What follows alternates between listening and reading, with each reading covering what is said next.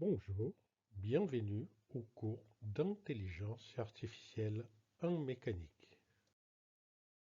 Aujourd'hui, nous allons aborder les réseaux des neurones. À la date d'aujourd'hui, les réseaux de neurones sont la méthode la plus populaire de l'intelligence artificielle. La terminologie réseau de neurones peut s'avérer trompeuse. En effet, ces réseaux n'imitent pas directement le cerveau, mais plutôt l'œil. Leur popularité est due à leur grande flexibilité. En effet, il est possible de construire des réseaux de neurones pour de très nombreuses tâches d'identification, de reconnaissance des formes, d'analyse d'images, d'interpolation, de simulation, de classification. Cette grande flexibilité est la base de leur succès. Il est possible de remonter très loin dans l'histoire des réseaux de neurones, car la science est un tout qui progresse depuis l'aube de l'humanité, et on trouvera des précurseurs très loin dans l'histoire de la science. Cependant, je vais m'arrêter au début des grands développements qui ont mené au réseau de neurones tels que nous les connaissons aujourd'hui. Ces grands développements commencent en 1928 quand le mathématicien David Hilbert pose les problèmes de la décision. Ces problèmes est connu en allemand et dans la science sous les doux mots des Entscheidungsproblem. Veuillez m'excuser la prononciation. La question posée par Hilbert s'énonce de manière très simple. Elle s'énonce comme ceci. Est-il possible de démontrer qu'une proposition est démontrable? Cet énoncé, très simple en apparence, cache des difficultés fondamentales qui sont difficiles à résoudre. Il rappelle les paradoxes proposés par Bertrand Russell, les paradoxes du barbier, qui s'énoncent de la manière suivante. Si nous définissons les barbiers comme l'homme qui fait la barbe aux hommes qui ne se font pas la barbe eux-mêmes, les barbiers peut-il, doit-il faire sa propre barbe? La réponse est ambiguë. Si le barbier ne fait pas sa propre barbe, il ne fait pas la barbe aux hommes qui ne font pas leur propre barbe. Par contre, s'il fait sa propre barbe, il fait la barbe à un homme qui fait sa propre barbe. Donc, dans les deux cas, on trouve une contradiction. En réalité, cette contradiction se traduit en termes mathématiques par la question de l'existence d'un ensemble de tous les ensembles. Si un tel ensemble existe, il doit se contenir lui-même, ce qui n'est pas possible. Nous avons donc un paradoxe.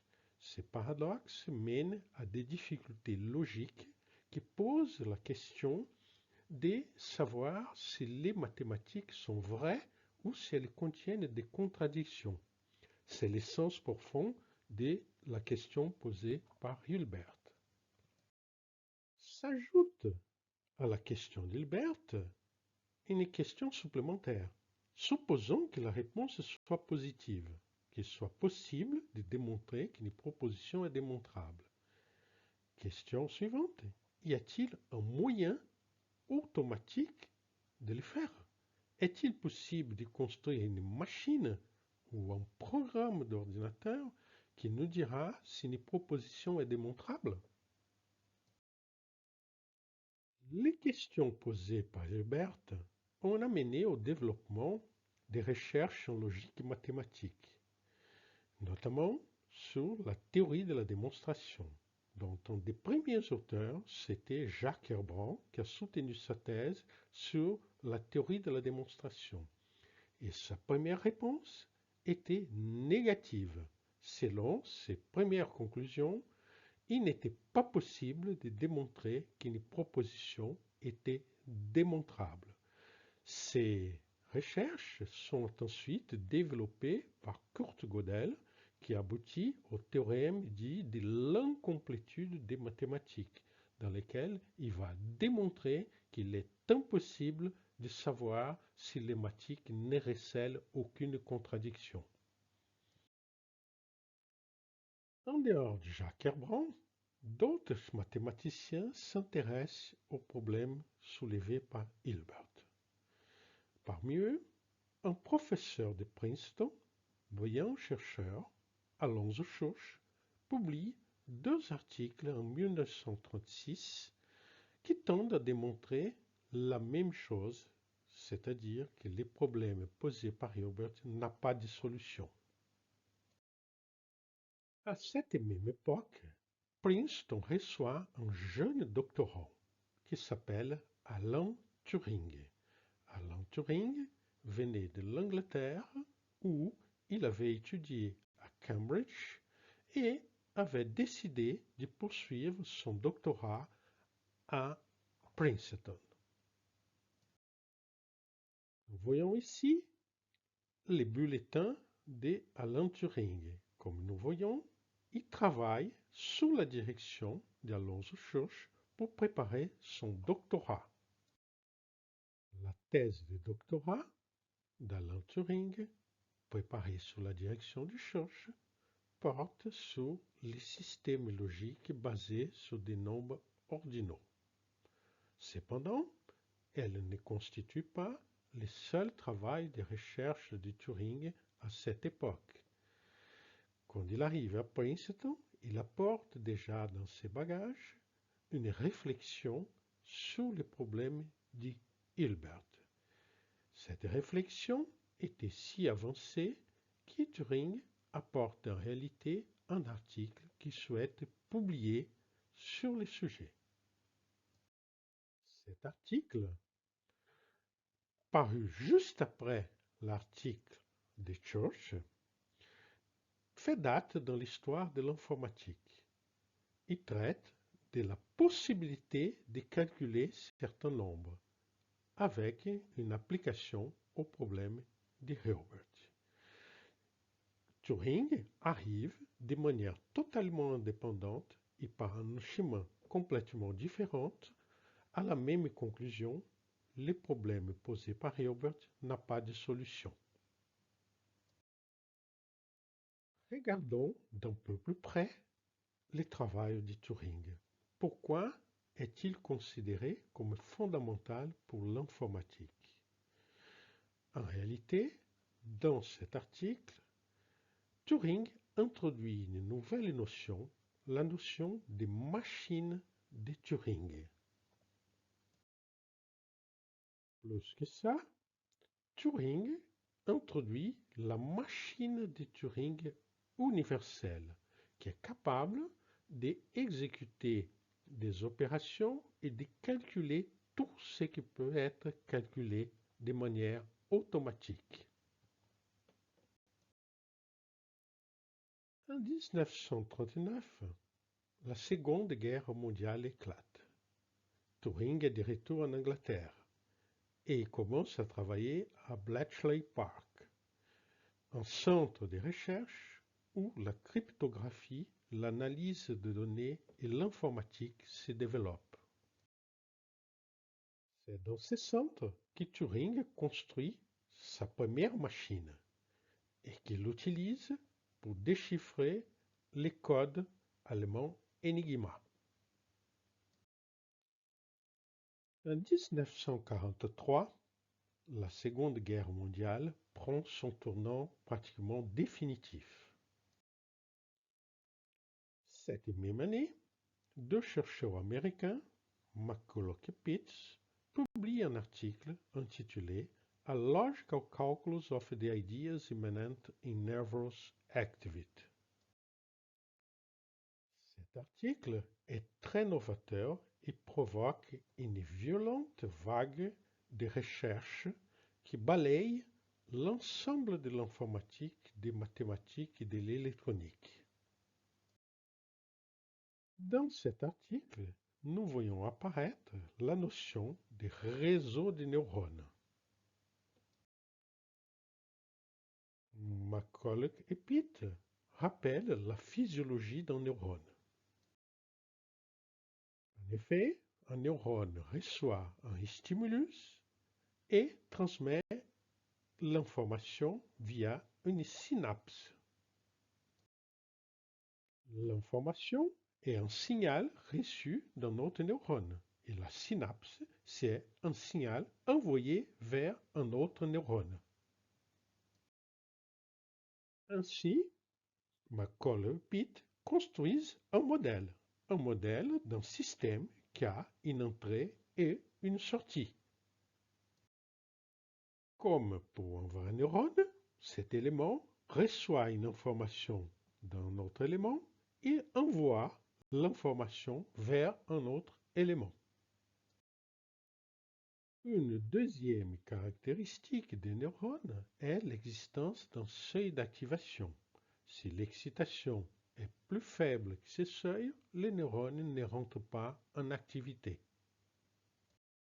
Par exemple, considérons un stimulus qui arrive à un neurone.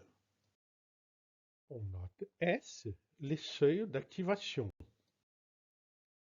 Si le stimulus est inférieur à S, les neurones n'agissent pas. Il n'y a pas de synapse, donc on peut attribuer une valeur 0 à ce type d'état.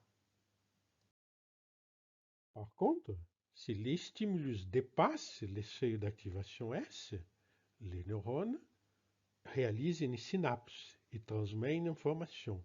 Nous avons donc un état auquel nous pouvons attribuer une valeur de 1. De manière cohérente avec ces observations, les modèles de McCulloch et Pitt considèrent un élément qui a une entrée et une sortie. Et il introduit une fonction d'activation A de I étant l'entrée. Cette fonction d'activation est nulle jusqu'au moment où l'entrée I atteint les seuils d'activation S. À ce moment-là, elle passe brutalement à la valeur 1.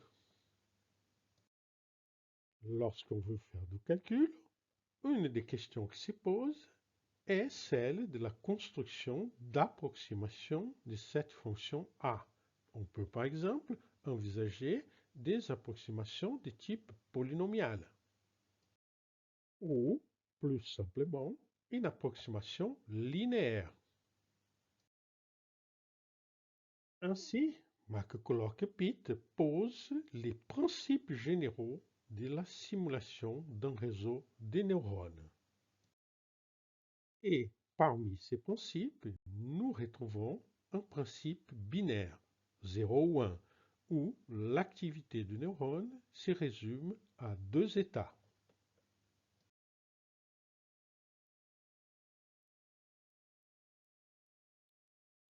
En partant d'un élément qui a ses fonctions, McCulloch et Pitt construisent des réseaux où ces éléments sont assemblés. Ils s'intéressent alors à deux problèmes. Le premier est déterminer quel type de tâche peut être réalisée par un réseau donné. Le deuxième est l'inverse. Étant donné une tâche, trouver un réseau qui peut la réaliser. Enfin, il s'intéresse à l'apprentissage. Pour McCulloch et Pitt, l'apprentissage correspond à une modification permanente du réseau. Les liaisons de réseau sont modifiées. Certaines sont affaiblies, certaines disparaissent, certaines sont renforcées, certaines se créent. Et c'est l'ensemble de ces modifications qui définit l'apprentissage. Nous pouvons imaginer alors la situation suivante. Le réseau a un état initial. Compte tenu des stimuli reçus, certaines liaisons vont disparaître. et d'autres liaisons vont être créées. Ainsi, l'apprentissage est un processus de changement des connexions du réseau. Cependant, l'article de McCulloch et Pitts n'est pas seulement novateur par ses remarques, il est aussi novateur par une remarque fondamentale que celle-ci. Il constate que les réseaux de neurones se comportent comme une machine de Turing, c'est-à-dire comme un ordinateur. Nous voyons alors qu'un réseau de neurones pourra calculer ce qui peut être calculé par une machine de Turing. Il ne pourra pas calculer ce qui ne peut pas être calculé par une machine de Turing. C'est-à-dire que le réseau de neurones est destiné à accomplir les tâches qui peuvent être accomplies par un ordinateur et évidemment ne pourra pas réaliser ce qui n'est pas réalisable par un ordinateur. 2 ans après, 1945, nous arrivons à la fin de la guerre. Cette année-là, John von Neumann crée l'EDIVAC, un des premiers ordinateurs jamais construits. Pour construire cet ordinateur, John von Neumann définit l'architecture des CPU. L'architecture de von Neumann est utilisée jusqu'à aujourd'hui. Et plus que cela, John von Neumann utilise l'EDIVAC pour étudier la possibilité de créer un neurone artificiel électronique analogue à celui de McCulloch et Pitts. Dans son rapport final, il propose clairement comment construire une telle unité. Les grands développements de l'intelligence artificielle et des réseaux de neurones démarrent avec un livre-clé publié par Norbert Wiener en 1948. Ce livre est apparu pour la première fois à Paris, même s'il était en anglais. Wiener gravitait autour de Princeton comme von Neumann et tous les autres et participait aux conférences cybernétiques de Massy qui démarrent en 1942, ralentissent pendant la guerre et reprennent fortement en 1946. À cette même époque, un autre chercheur s'intéresse aux modifications du réseau lorsqu'un processus d'apprentissage est entamé. Il publie un ouvrage dans lequel il décrit les modifications qui arrivent dans les synapses lorsqu'un tel processus est enclenché. Alan Turing va plus loin. En 1950, il s'intéresse aux machines intelligentes. Il publie un article très connu des informaticiens, Computing Machinery and Intelligence, dans lequel il introduit des imitation games, les tests de Turing. Et son article pose de manière claire la question: les machines peuvent-elles penser? À ce moment-là, on commence à s'intéresser à la possibilité de faire des simulations des réseaux de neurones, de construire des dispositifs électroniques ou de faire la simulation numérique des réseaux de neurones. L'épicentre continue à être Princeton. Marvin Minsky, un chercheur de Princeton qui a gravité dans l'environnement de John von Neumann, de Wiener et des autres, introduit la notion des réseaux de neurones dans sa thèse de doctorat. Minsky s'y lie avec McCarthy, Rochester, Nathaniel Rochester, qui c'était les premiers à construire un réseau de neurones électroniques, et Claude Shannon, un des grands chercheurs de la communication. Il dépose en 1955 un projet de recherche dans lequel, pour la première fois, l'expression intelligence artificielle apparaît. À la même époque, Denis Gabor, qui est considéré comme le père de l'holographie et a été prix Nobel de physique, s'intéresse à la possibilité d'utiliser les techniques d'apprentissage pour construire des filtres. La Grande Révolution arrive en 1958 avec Frank Rosenblatt, qui introduit la notion de perceptron. En effet, jusqu'à cette date, tous les efforts étaient orientés vers la reproduction du cerveau. Rosenblatt a une idée différente. Il dit: n'imitons pas les cerveaux, mais l'œil. Il s'inspire de la rétine pour proposer un nouvel élément. L'élément proposé par Rosenblatt, les perceptrons, est la base des réseaux de neurones modernes. Les idées de Rosenblatt ont bousculé la science de l'époque, et donc elles ont été mal reçues. Notamment, Minsky a attaqué les idées de Rosenblatt et finit par démontrer en 1969 qu'un perceptron ne peut pas réaliser une opération essentielle de l'informatique ou exclusif. Cependant, Minsky a oublié un détail. Un perceptron ne peut pas le faire, mais plusieurs perceptrons peuvent le faire. On voit ainsi apparaître l'idée moderne des perceptrons multicouches, en anglais multilayer. Un perceptron multicouche est caractérisé par l'existence de couches cachées, des hidden layers. Avec cette idée, on aboutit au réseau de neurones modernes, tels qu'on les conçoit de nos jours. Ces réseaux se caractérisent par leur flexibilité. Par exemple, le nombre de couches est arbitraire. Nous pouvons décider combien de couches nous souhaitons mettre dans notre perceptron.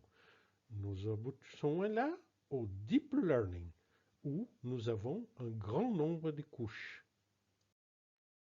Nous avons une grande flexibilité sur les connexions entre les éléments du réseau et sur leur imbrication et interdépendance. Nous aboutissons aux residual networks. Nous pouvons aussi décomposer une grande tâche ou l'analyse d'une grande surface en des plus petites sous-tâches ou des plus petites surfaces et rassembler les résultats fournis par chaque réseau. Nous aboutissons aux convolutional networks. Nous pouvons aussi modifier la manière comme nous mesurons les distances. On aboutit à l'utilisation des kernels. Donc, les réseaux de neurones possèdent une grande flexibilité. L'imagination est la seule limite dans leur utilisation. Les réseaux sont basés sur des unités. L'unité est un perceptron. Voici le schéma général d'un perceptron. Le perceptron reçoit un certain nombre d'entrées des stimuli, I1 jusqu'à IP. I0 est un stimuli, une entrée particulière que nous appelons les biais. S est un opérateur particulier, A c'est la fonction d'activation et la sortie est notée O. On regroupe l'ensemble des entrées dans un vecteur I, les vecteurs des entrées. La première opération de l'unité est une opération d'agrégation. S pour somme. On fait l'addition de l'ensemble des entrées pour produire un chiffre agrégé qui sera transmis à A. La sortie est le résultat de l'application de A à la somme des entrées.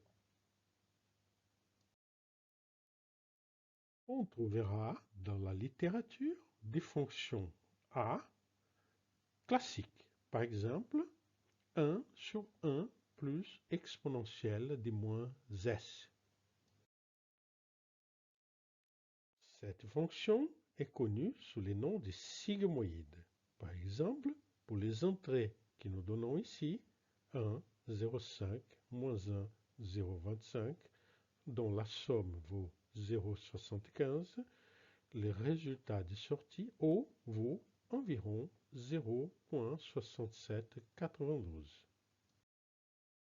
Une autre approximation souvent utilisée est la tangente hyperbolique.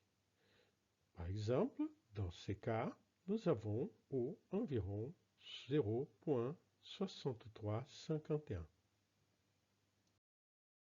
Dans les réseaux modernes, on utilise souvent d'autres fonctions.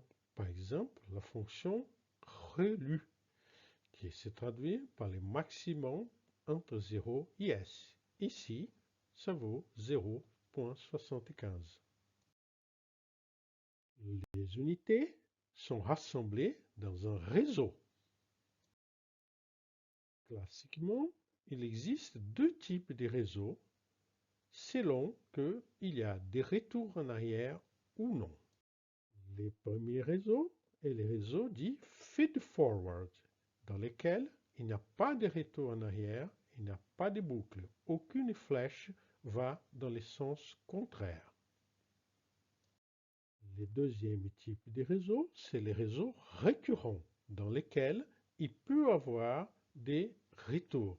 Les entrées de certaines unités peuvent dépendre d'unités qui se trouvent plus à droite. L'architecture générale consiste à avoir une couche d'entrée, une couche de sortie, et entre ces couches, un certain nombre de couches cachées. On parle de deep learning lorsque le nombre de couches cachées est grand.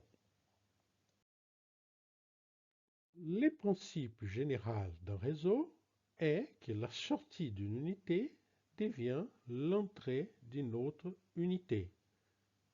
Une sortie O se transforme dans une entrée I qui est une fonction du O. Classiquement, on utilise des fonctions linéaires pour cette transformation. Voici donc le schéma général d'une unité. L'unité travaille sur les sorties des outputs O des autres unités. Elle reçoit les sorties O0 jusqu'à O indice P et lui applique un opérateur d'agrégation qui produit comme résultat la somme des WI phi du O indice I. Cette somme est transmise à la fonction A et produit la sortie O output égale à A de la somme des WI phi du O indice I. En théorie, nous pouvons choisir les fonctions phi indice I comme nous le souhaitons. Le plus souvent, on utilise simplement la fonction identité. Comme nous l'avons déjà remarqué, O0 est une entrée particulière. Nous l'appelons les billets. Donc, on peut voir l'unité comme étant une entité qui réalise une application.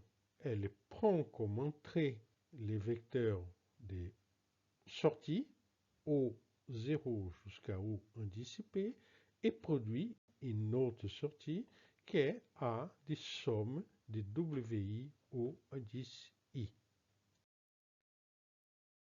Cette opération qui consiste à passer des entrées O à la sortie s'appelle la propagation.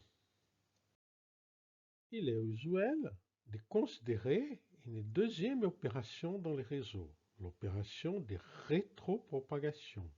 Cette opération est analogue à celle de propagation, mais s'effectue en sens inverse et utilise non pas les fonctions, mais leurs dérivées. Par exemple, considérons une unité qui a une entrée I associe une sortie f de I. L'opération de propagation consiste à, étant donné I, déterminer f de I. L'opération de rétropropagation consiste à faire le chemin inverse avec la dérivée de f. Étant donné I, on va avoir f' de I comme sortie. Lorsqu'on a plusieurs entrées, les cas multidimensionnels, la situation est analogue. Simplement, nous considérons les dérivées partielles par rapport à chacune des entrées. Il faut noter que dans la représentation graphique d'un réseau, les arcs réalisent aussi des opérations.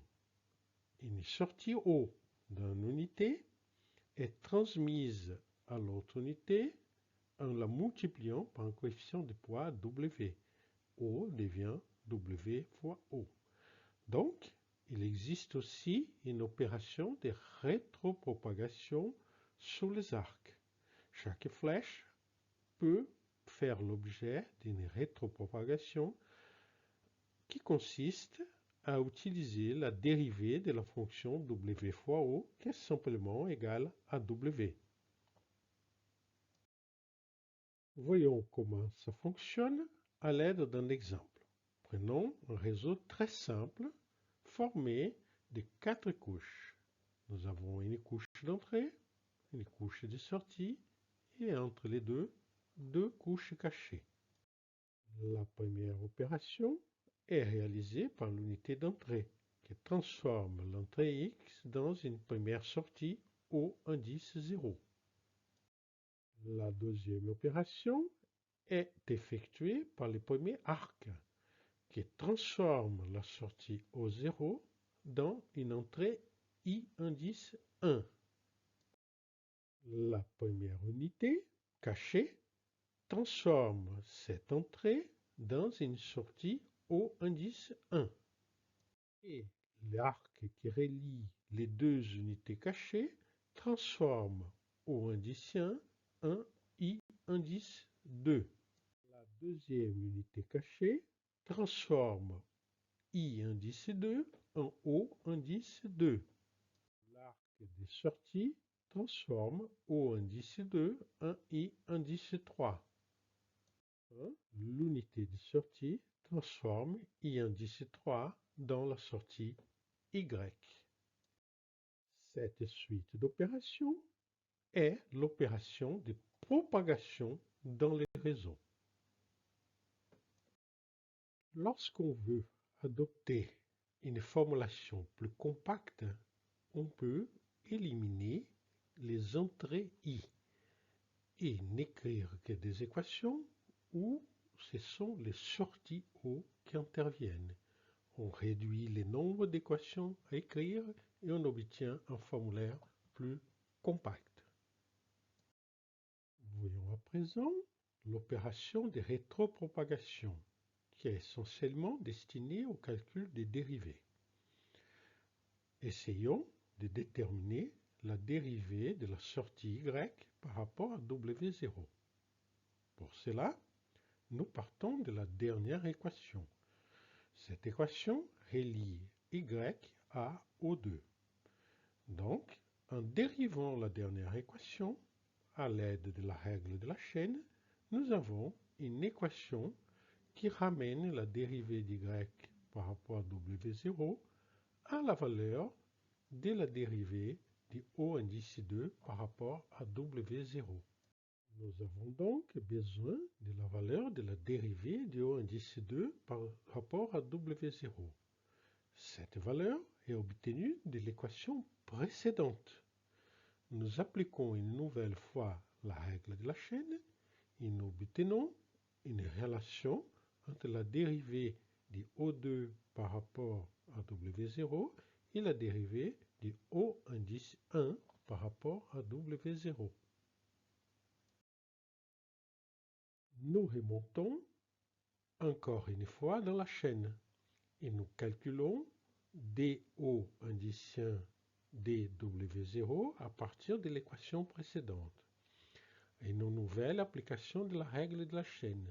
Mais cette fois-ci, nous n'avons pas besoin de dérivées supplémentaires. Nous sommes arrivés au bout du réseau.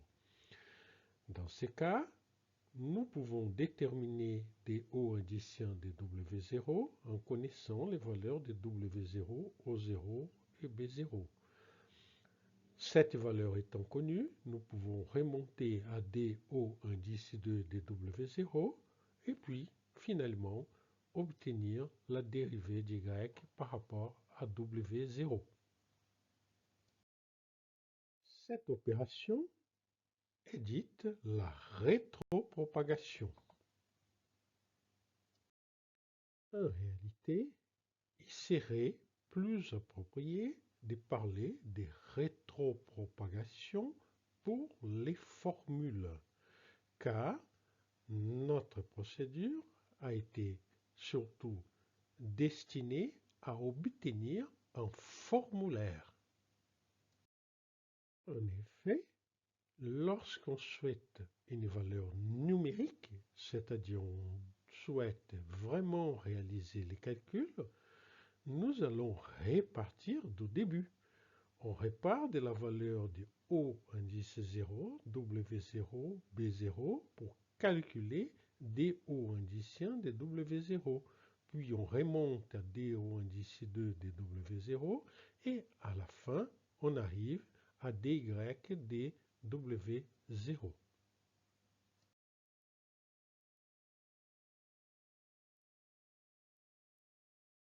Il est intéressant de noter que nous pouvons automatiser cette démarche pour les calculs de toutes les dérivées. Commençons par les calculs de dy dw2. En effet, nous appliquons la règle de la chaîne, nous obtenons ces expressions que voici. Ces expressions déterminent complètement la valeur de dy dw2. En connaissant O indice 2 et I indice 3, nous pouvons les calculer et déterminer la valeur numérique de dy dw2. En termes de représentation graphique, nous pouvons constater qu'il s'agit d'une opération qui est liée au dernier arc et à la dernière unité du réseau. Si nous prenons un sens inverse, nous injectons 1 dans l'unité et nous multiplions ça par la dérivée f' s et ensuite dans l'arc, nous multiplions par la dérivée par rapport à W2, c'est-à-dire O indice 2, nous obtenons les résultats qui correspondent à dy dw2. Ainsi, l'opération de calcul de dy dw2 peut être représentée graphiquement par les opérations en rouge dans ces schémas. Allons un peu plus loin. Maintenant, nous souhaitons calculer dy dw1. Nous appliquons la règle de la chaîne de manière successive jusqu'au moment où nous avons une dérivée qui est calculée par les seules données dont nous disposons. Ici, il s'agira de la dérivée di2 de w1 qui est égale à O indice 1. Graphiquement, cette opération maintenant met en jeu deux unités et deux arcs. Nous reprenons en injectant 1 à la dernière unité, l'unité de sortie Y, et en faisant la propagation en sens inverse en utilisant les dérivées.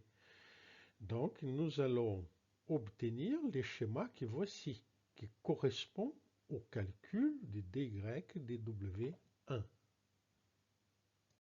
Enfin, le calcul de dy de w0, les premiers calculs que nous avons effectués, correspond au schéma que voici, où nous partons du dernier arc de la dernière unité du réseau et nous arrivons au premier arc du réseau. Cette remarque fait que les formules de rétropropagation sont simples à mettre en œuvre. Par exemple, pour calculer dy de wi, nous nous plaçons sur l'arc où se trouve w indice i. Nous démarrons avec delta égale O indice i.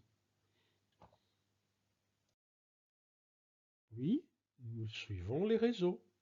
Au passage d'un arc, on multiplie delta par W indice K, l'équation qui correspond à cet arc.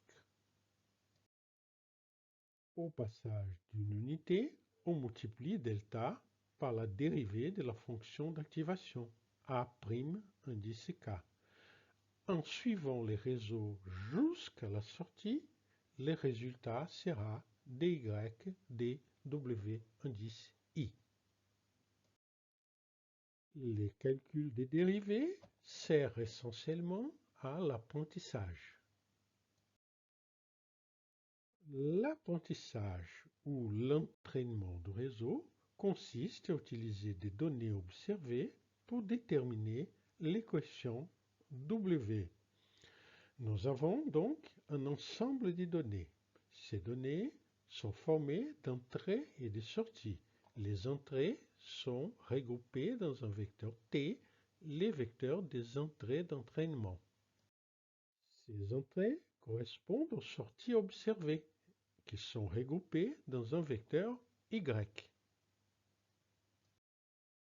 D'autre part, notre réseau fournit des sorties. Les sorties sont regroupées dans un vecteur O, les vecteurs des sorties du réseau. Ce que nous souhaitons est que les sorties calculées par le réseau soient les plus proches possibles des sorties observées Y. Nous souhaitons donc, en quelque sorte, minimiser la différence entre O et Y. Cette différence est mesurée par une fonction d'erreur, qui est souvent appelée fonction de perte ou loss function. Un exemple typique des fonctions d'erreur est l'erreur en moyenne quadratique. Ceci étant, nous pouvons en principe utiliser n'importe quelle mesure d'erreur. Bien évidemment, la sortie O dépend des valeurs, des poids et des biais présents dans les réseaux. Ainsi, les sorties de réseau, les vecteurs O, est une fonction des poids et des biais présents dans le réseau, qui sont réunis dans un vecteur W analogue au vecteur des sorties et au vecteur des entrées ou celui des données. Si l'on regarde correctement l'expression de l'erreur, l'on voit que Y est une donnée. Ce sont les résultats des observations. Étant donné que O est une fonction de W, l'erreur J de O Y est en réalité une fonction de W. Pour que le réseau remplisse sa fonction de reproduire les données, nous devons déterminer W étoile qui minimise l'erreur, c'est-à-dire qui minimise la fonction f. Il s'agit d'un problème d'optimisation qui consiste à déterminer l'argument du minimum de f. La résolution de ces problèmes est dite l'entraînement du réseau.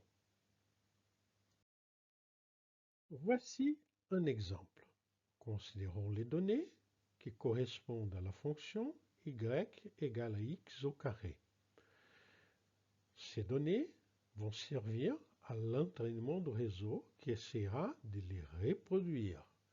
Nous avons à gauche un petit programme en MATLAB qui crée un réseau de neurones et qui l'entraîne. En réalité, nous créons deux réseaux car pour la procédure d'entraînement, c'est-à-dire d'optimisation, c'est-à-dire pour la minimisation de l'erreur, nous pouvons utiliser des différentes méthodes d'optimisation.